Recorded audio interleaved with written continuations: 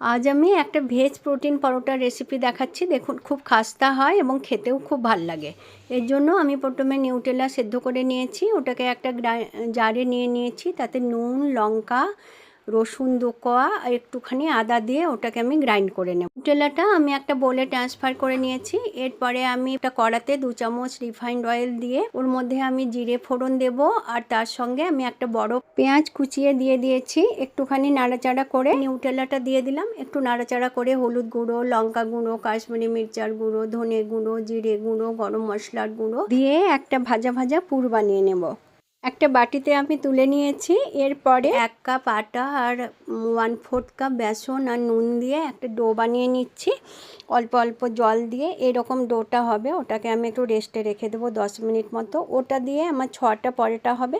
আমি গোল করে নিয়েছি। এরপরে যে আমি নিউটেলা পুরটা বানিয়েছিলাম ওটা দিয়ে দিলাম এবং চৌকো মতন আমি বানিয়েছি। আপনারা গোলও বানাতে পারেন। একটু আস্তে আস্তে বেলবেন, নাহলে পুরটা বেরিয়ে যাবে।